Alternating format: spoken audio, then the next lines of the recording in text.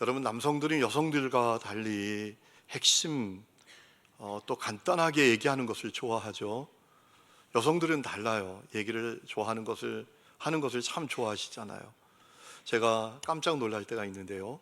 우리 교회 카페 10시 반쯤 가면 여성분들이 앉아서 이런 두런두런 얘기를 하고 계시는데 오후 3시에 가도 그러고 있어요. 얼마나 얘기를 오래 하는지 몰라요. 남자들은 그렇게 못하죠. 그래서 아내가 남편에게 얘기할 때에도 뭐 이런저런 얘기하면 남편들은 잘 그러잖아요. 여보 본론만, 핵심만 얘기해봐 그러잖아요. 여러분, 우리는 다 기독교 신앙을 갖고 있습니다. 누군가 여러분에게 여러분이 기독교 신앙을 갖고 있으니까 길게 말하지 말고 간단하게 기독교 신앙의 핵심은 뭡니까? 라고 묻는다면 여러분은 뭐라고 대답하시겠습니까? 기독교 신앙의 핵심은 예수님이십니다. 기독교 신앙의 핵심은 예수님의 가르침이나 그가 이 땅에서 산 어떤 그런 삶이 아니라 기독교 신앙의 핵심은 예수님이 핵심이십니다. 왜냐하면 우리는 예수님이 가르쳐 주신 교훈을 지키거나 예수님이 살아낸 그 삶을 살아감으로 구원받는 것이 아니라 예수님을 믿음으로 구원받기 때문입니다. 여러분, 하나님의 형상대로 창조된 사람은 아담과 하와의 범죄와 타락으로 말미암아 전적으로 타락한 존재가 되고 말았습니다. 그래서 죄와 고통과 저주와 허물 가운데 살다가 죽어서 영원한 심판과 멸망을 당하게 되었습니다. 이 문제를 해결하는 것은 사람에게 너무나 시급하고 중요한 문제입니다. 그리고 그 문제를 해결받는 것을 구원이라고 합니다. 우리가 누군가에게 당신 구원받았습니까? 라고 묻는 것은 당신은 전적으로 타락하여 고통과 허무와 저주 가운데 살다가 죽어서 심판받고 멸망받는 그 문제를 해결했습니까? 라고 묻는 거예요. 여러분, 그러면 그 구원은 어떻게 받나요? 말씀드린 대로 예수님을 믿음으로 받습니다. 요한복음 3장 16절에 하나님이 세상을 이처럼 사랑하사 독생자를 주셨으니 이는 그를 믿는 자마다 멸망하지 않고 영생을 얻게 하려 하심이니라 라고 했어요. 그러므로 기독교의 신앙의 핵심은 예수님이십니다. 자, 그렇다면 예수님은 전적으로 타락한 우리를 어떻게 구원하셨죠? 그분이 우리를 구원하기 위해서 이루신 큰 3가지 사건이 있습니다. 첫 번째는 그분의 성육신이십니다. 하나님이신 그분이 사람으로 이 땅에 오신 거예요. 여러분, 예수님은 하나님의 아들이십니다. 태초부터 존재하셨고 만물을 존재하게 만드신 분이십니다. 요한복음 1장 1절에 이렇게 말씀하시잖아요. 태초에 말씀, 예수님이 계셨다. 이 말씀이 하나님과 함께 계셨으니 이 말씀은 곧 하나님이시다라고 했습니다. 우리 주님은 태초부터 존재한 분이십니다. 그리고 만물을 존재하게 만드신 분이십니다. 요한복음 1장 3절에 이렇게 말씀하셨죠. 만물이 그로 말미암아 지은 바 되었으니 지은 것이 하나도 그가 없이는 된 것이 없다라고 하셨습니다. 그런데 그 놀라운 분이, 시간을 창조하시고 세상을 창조하신 그분이 사람으로 이 땅에 오셨습니다. 요한복음 1장 14절에 말씀하십니다.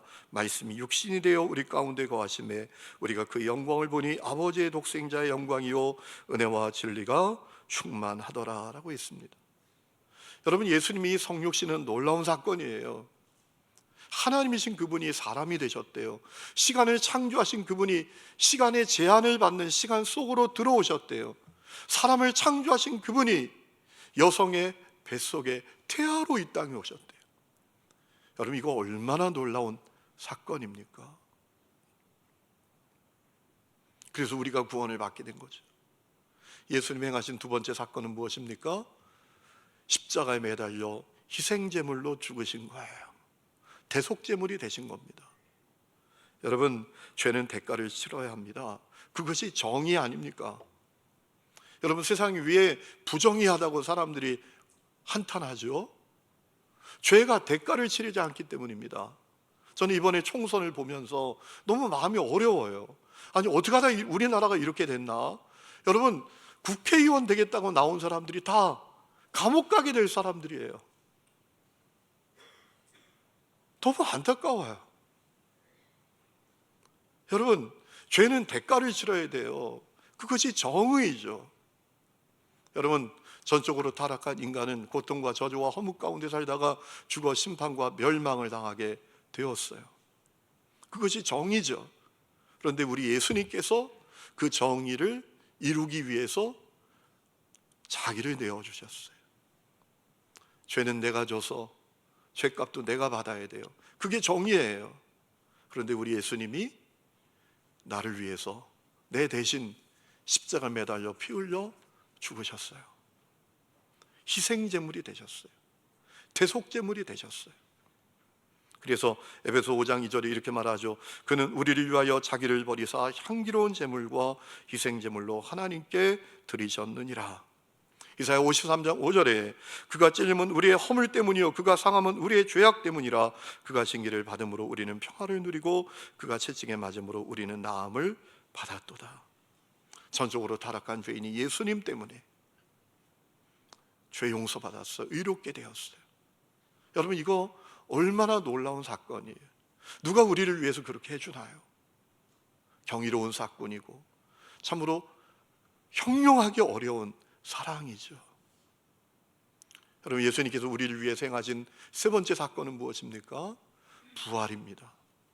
예수님 십자가 매달려 죽으셨지만 3일 만에 부활하셨어요. 죽음을 이기고 다시 사셨습니다.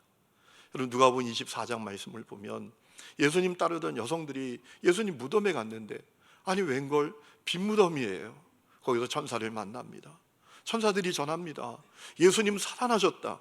그가 여기 안 계신다 라는 소식을 들었어요.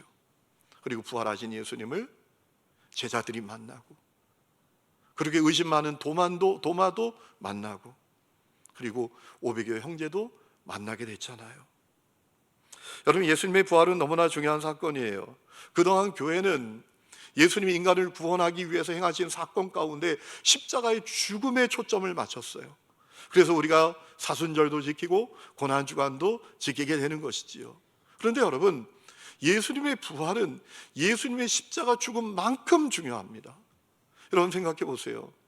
예수님의 십자가 죽음으로 우리가 의롭게 되었어요. 죄 용서받았어요. 그런데 죽고 끝나는 인생이라면, 죽고 끝나는 존재라면 여러분, 무슨 소용이 있어요? 예수님께서 십자가 매달려 죽으셨지만 부활하셨어요. 우리가 예수를 믿으면 우리도 주님처럼 부활의 생명을 갖게 되는 거예요. 죽어도 다시 사는 존재가 되고 영원을 사는 존재가 되는 거란 말이죠.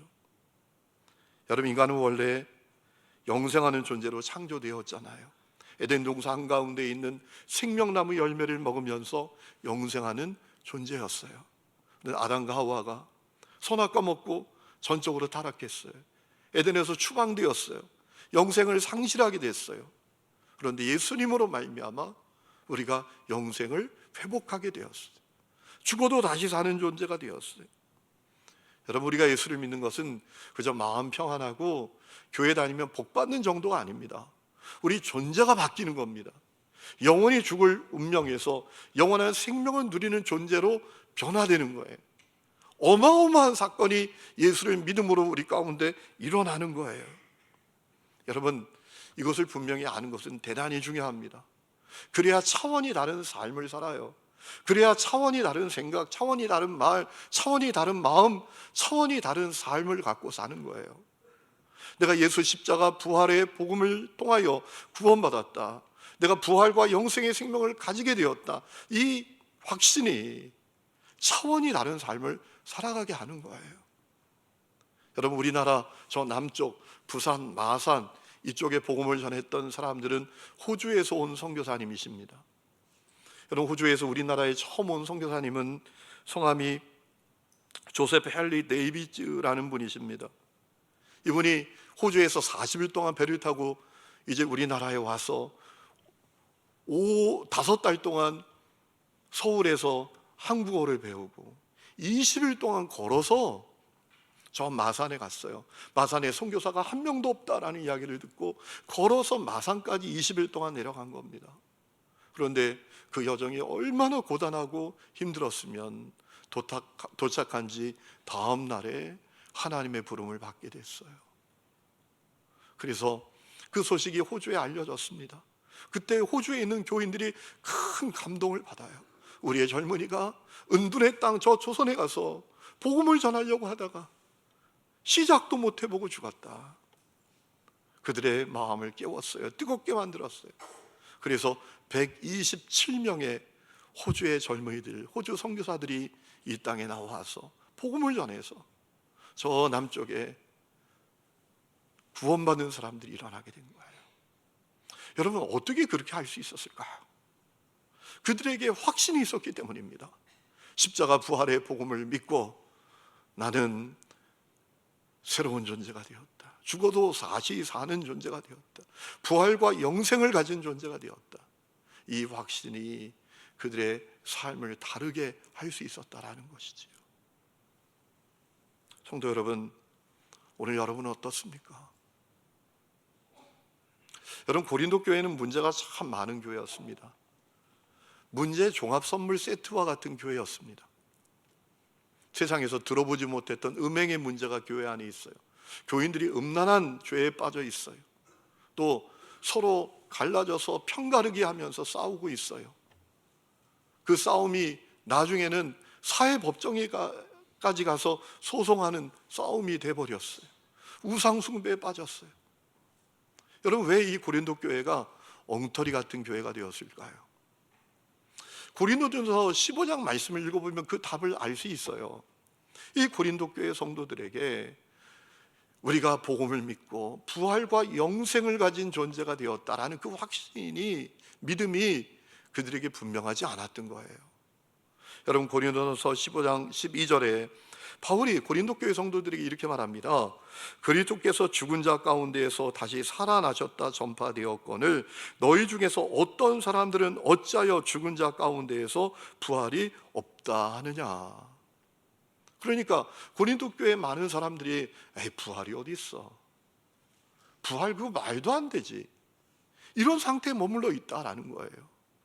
그래서 그들이 그 엉터리 같은 죄에 빠지고 되었다라는 겁니다. 여러분,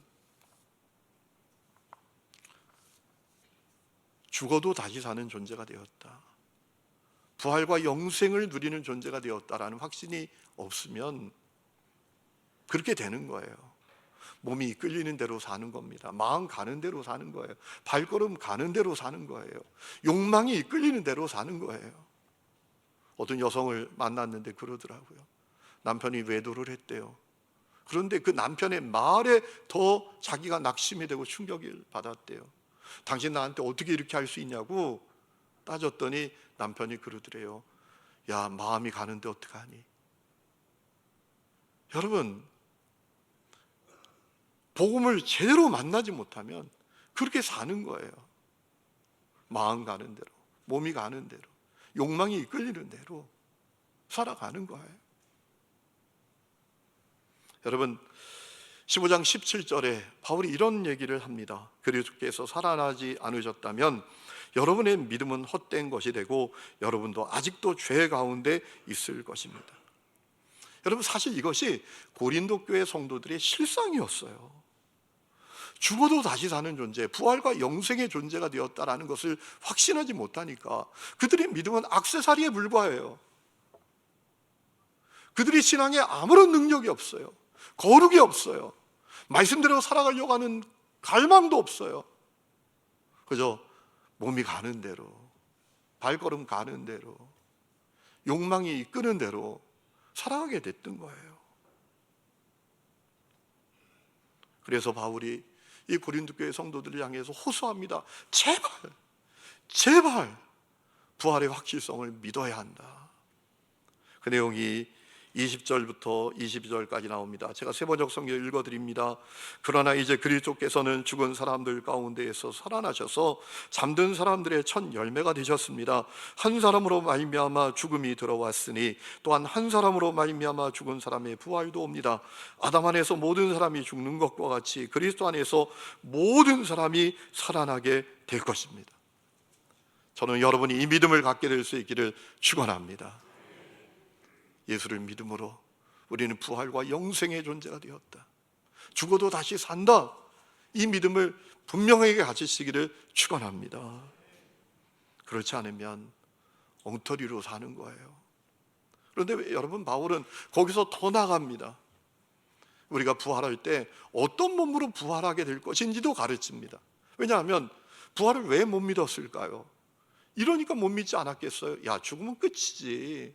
야, 매장하면 다 흙으로 돌아가잖아. 화장하면 재로 돌아오잖아. 그러니 무슨 부활이 있어? 이런 생각을 가진 사람들이 있었던 것 같아요. 그래서 부활은 우리가 확실히 부활하는데 어떤 몸으로 부활할지도 가르쳤습니다. 어떤 몸으로 부활하게 된다라고 했죠? 영광스럽고 신령한 몸, 사람이 상상조차 할 수 없는 영광스럽고 신령한 몸으로 부활한다라고 했습니다. 여러분, 42절에 그 내용이 나오죠. 42절부터 이렇게 말합니다. 죽은 사람들의 부활도 이와 같습니다. 썩을 것으로 심는데 썩지 않을 것으로 살아납니다. 비천한 것으로 심는데 영광스러운 것으로 살아납니다. 약한 것으로 심는데 강한 것으로 살아납니다. 자연적인 몸으로 심는데 신령한 몸으로 살아납니다. 자연적인 몸이 있으면 신령한 몸도 있습니다. 여러분, 바울은 죽음을 끝이 아니라 심는 것으로 표현해요.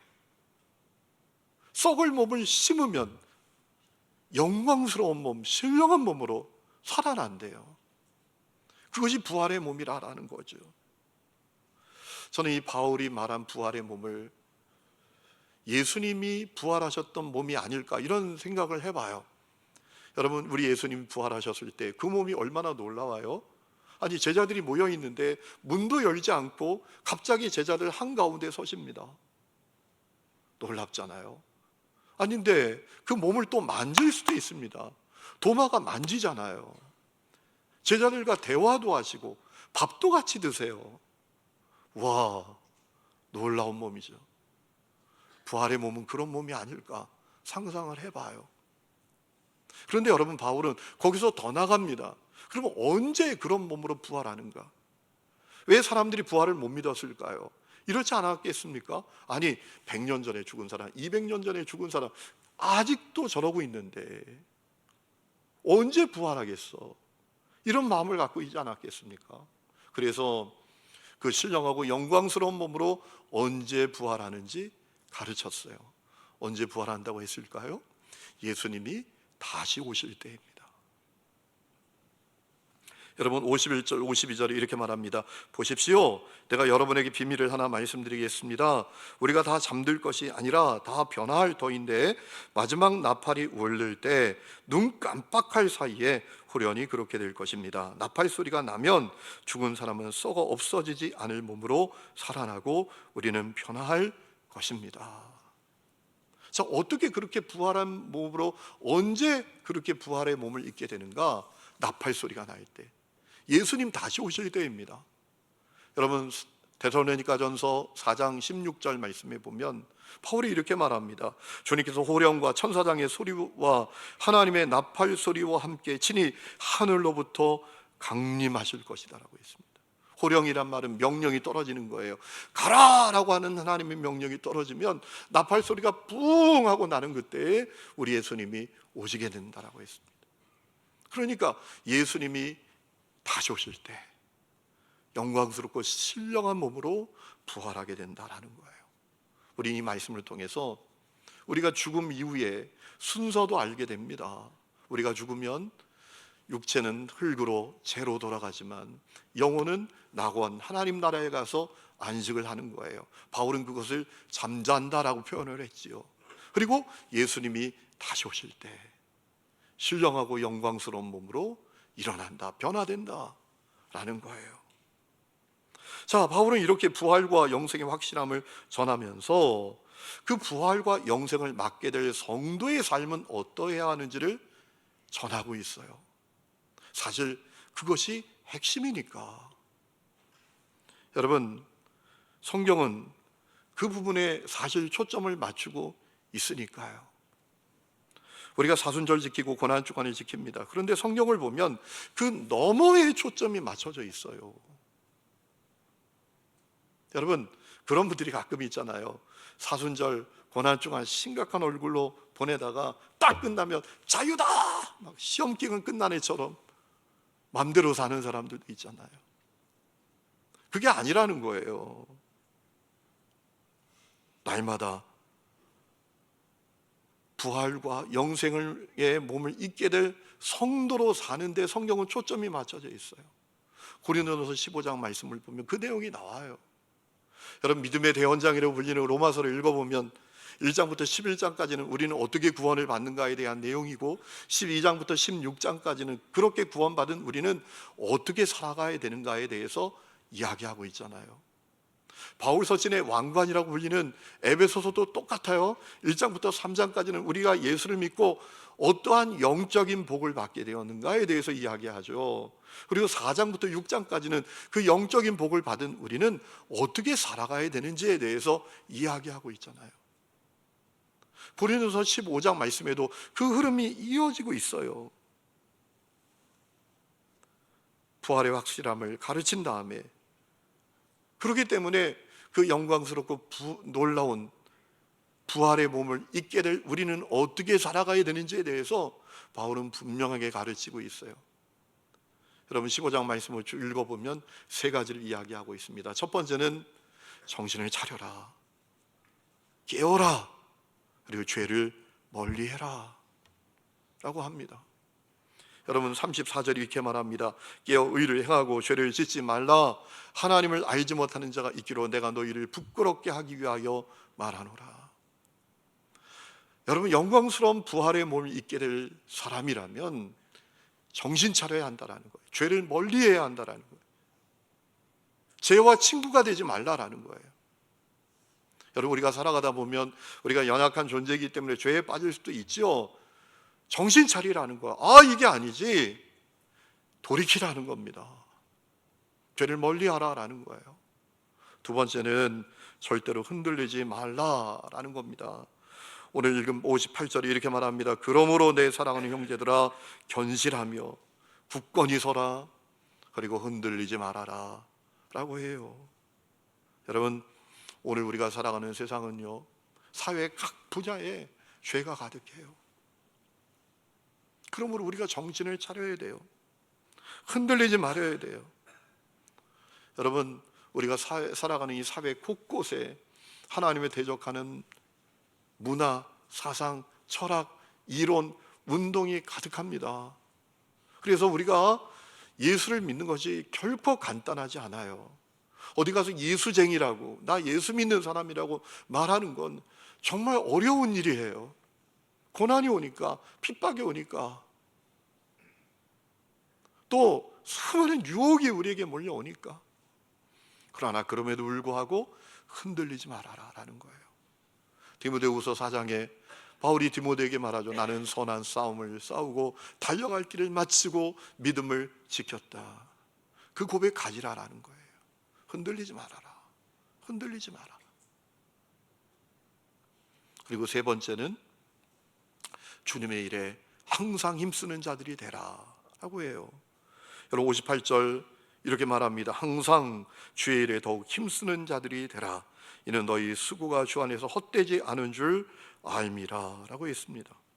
여러분, 정신 차리고 깨어있는 것, 죄를 멀리하는 것, 그리고 흔들리지 않는 것, 이것은 소극적인 태도지만 항상 주의 일에 더욱 힘쓰는 자가 되는 것은 아주 적극적인 태도를 가지라라는 거예요. 그러면 주님의 일에 힘쓰라라고 했는데 주님의 일은 뭡니까? 교회 와서 교회 봉사하는 겁니까? 여러분, 그 정도 수준이 아니에요. 우리가 교회는 공동체니까 우리가 교회를 섬기고 봉사하는 건 당연하죠. 아이도 어느 정도 잘하면 내가 집에 보탬이 돼야 되겠다라고 생각하지 않습니까? 여러분, 주의 일에 더욱 힘쓰라라는 얘기가 그저 교회 와서 봉사하라, 교사하고 성가대하고 안내위원하고 주차위원하라 이 얘기가 아닙니다. 그것은 우리에게 당연한 거예요. 교회는 공동체고 우리는 지체들이니까. 그럼 주님의 일은 뭡니까? 주님과 동행하는 일이에요. 여러분, 예수님께서 내 일은 아버지 일을 행하는 거다. 내 일은 아버지가 내 안에 계시고 내가 아버지 안에 거하는 거다 라고 요한복음에 말씀하셨잖아요. 주님께서 제자들을 부르신 첫 번째 목적은 뭡니까? 함께 있게 하시는 것이었어요. 주님의 일은 날마다 주님과 동행하는 거예요. 예배 1시간 드리고 교회 문밖 나서면 이제 그냥 보험 들었으니까 마음대로 살자, 이게 아니라는 거예요. 삶의 자리에서, 학교에서, 직장에서, 사업장에서, 있는 자리에서 날마다 주님과 동행하는 사람이 되는 것, 그것이 주님의 일이에요.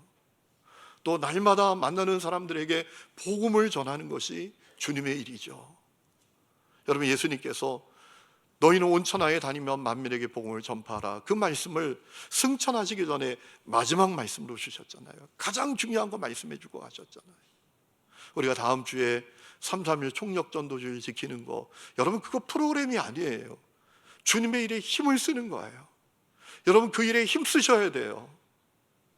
그리고 그저 말과 혀의 사랑이 아니라 행함과 진실함으로 사랑하고 섬기며 사는 거예요. 우리 예수님, 내가 섬기는 자로 너희 중에 있다라고 하셨잖아요. 고린도전서 13장에 사랑이 없으면 아무것도 아니라고 했잖아요. 여러분, 요한은 뭐라고 증언합니까? 사랑하는 자들아, 우리가 말과 혀로 사랑하지 말고 행함과 진실함으로 하자라고 했잖아요. 그것이 주님의 일이에요. 오늘 우리가 사랑의 장기기 중에 서약에 참여하는 것, 여러분 이거 교회 창립 70주년 프로그램 하나가 아니에요. 행함과 진실함의 사랑을 해보자라는 거죠. 여러분, 내 몸의 일부를 준다는 것, 이것보다 큰 사랑이 어디 있어요? 이것보다 진짜 사랑이 어디 있어요? 그렇죠? 그것이 주님의 일이에요. 제가 어느 날 신문을 보다 보니까 그런 기사가 있더라고요. 요즘 영화 업계가 정말 어렵대요. 또 지상파 방송국도 너무너무 힘들대요. 왜냐하면 다 이게 뭐 텔레비전 보는 게 아니라 유튜브를 보잖아요. 유튜브, 너튜브라 그러더라고요. 너튜브. 또 영화관에서 영화를 보는 게 아니라 집에 있는 내 뭐 아시죠? 내 무슨 스, 웃는 분들은 아시는 것 같아요. 그죠? 특정 상호를 얘기할 수 없어서 얘기해버리죠. 뭐 넷플릭스, 뭐 그거 막 집에 있으니까 거기서 영화 다 해주니까 영화관에 안 간대요. 그래서 정말 어렵다라고 하더라고요, 그 업계가. 그리고 요즘 그 넷플릭스에서 사람들에게 엄청 인기를 끄는 드라마가 하나 있어요. 알려드릴까? 또 그거 보실까봐 걱정이 되는데, 닭강정이라는 네이버의 웹툰이었는데 그걸 드라마로 만들었는데 그게 탑2예요. 탑2. 얼마나 사람들이 보는지 몰라요. 제가 그걸 어느 보도에서 보고, 야, 이게 뭔데 사람들이 여기에 이렇게 빠질까? 시대 정신을 제가 알아야 되잖아요. 그렇지 않으면 그냥 뜬구름 잡는 얘기를 여기서 늘 할 수밖에 없잖아요. 그래서 지난 휴일날 제가 역사적인 사명을 띠고 1편부터 10편까지를 하나의 30분짜리를 제가 10편을 그냥 눈이 뻘개지도록 보다가 깜짝 놀랐어요. 거기 들어있는 메시지가 많은데 나중에 좀 이야기할 기회가 있는지 모르겠는데, 제가 보다가 충격을 하나 받았는데요. 그 드라마에서 가장 악랄한 놈, 가장 나쁜 놈, 가장 교활한 놈을 기독교인으로 소개하더라고요. 그것도 성경을 줄줄줄줄 외는 기독교인으로 소개하는 거예요. 제가 충격을 받았어요. 야, 이것이 세상이 교회를 바라보는 시선이구나. 이것이 저 세상에 있는 사람들이 우리 그리스도인들을 바라보는 시선이구나. 아니, 그 드라마에 좋은 사람 그렇게 많이 나오는데 하필이면 가장 나쁜 놈, 가장 악랄한 놈, 가장 교활한 놈, 그 놈이 그리스도인인 거예요. 막 성경을 줄줄줄 외요. 제가 너무 충격을 받았어요. 오늘 우리가 살아가는 시대를 기독교 후기 시대, 탈기독교 시대라고 부르곤 합니다. 각자의 하나님을 대적하는 문화, 사상, 이론, 운동이 넘쳐납니다. 그래서 우리가 그리스도인으로 살아가는 것이 결코 쉽지 않습니다. 하지만 세상이 어떠하든지 우리는 신령하고 영광스러운 부활과 영생의 몸을 입게 될 사람으로 살아야 합니다. 세상이 우리를 어떻게 바라보든지, 우리에게 어떻게 말하든지 우리는 그 영광스럽고 신령한 부활과 영생의 몸을 입게 될 사람으로 살아가야 합니다. 정신을 차리고 죄를 멀리해야 합니다. 고난에도 핍박에도 유혹에도 흔들리지 말아야 합니다. 항상 주님의 일에 힘쓰는 자들이 되어야 합니다. 진실한 사랑으로 섬김으로 살아야 돼요. 복음을 전해야 합니다. 참 그리스도인으로 살아야 합니다. 이것이 우리를 향한 주님의 마음이에요. 이 은혜가 여러분 가운데 있기를 주의 이름으로 축원합니다. 우리 시간에 찬양 부르고 기도하는 시간을 갖겠습니다. 아침 해가 돋을 때 찬송가 552장입니다.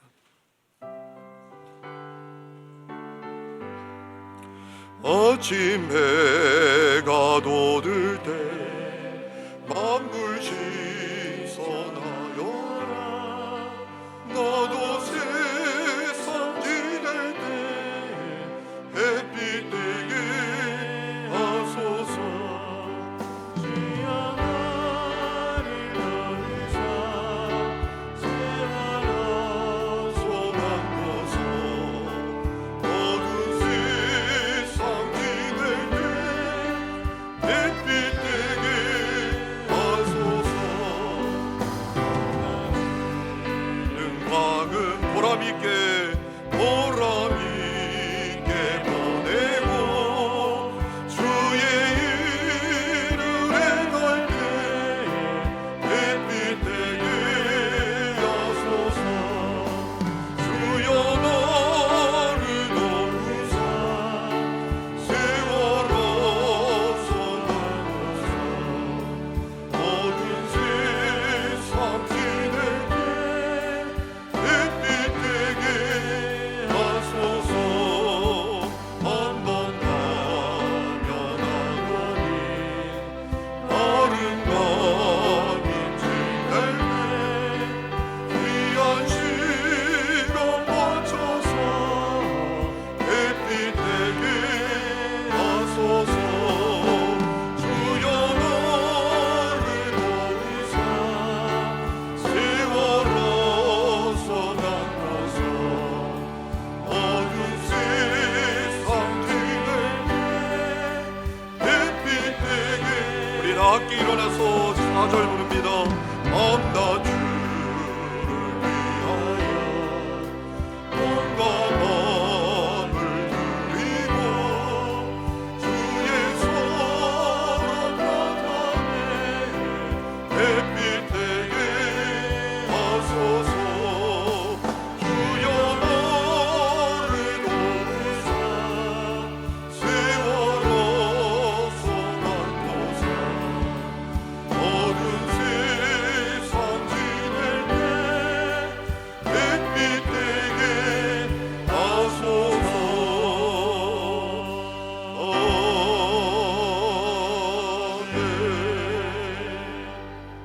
하나님 아버지, 십자가 부활의 복음을 통하여 우리를 구원해 주시고 부활과 영생의 몸과 삶을 주심을 감사합니다.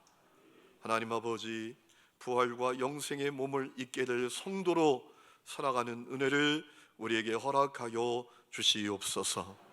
이제는 우리 주 예수 그리스도의 은혜와 하나님 아버지의 놀라운 사랑과 성령의 내주 동행하심이 예배하는 하늘음의 모든 성도들과 그 삶의 모든 부분들 위에 지금부터 영원토록 함께 계시기를 간절히 축원하옵나이다. 아멘.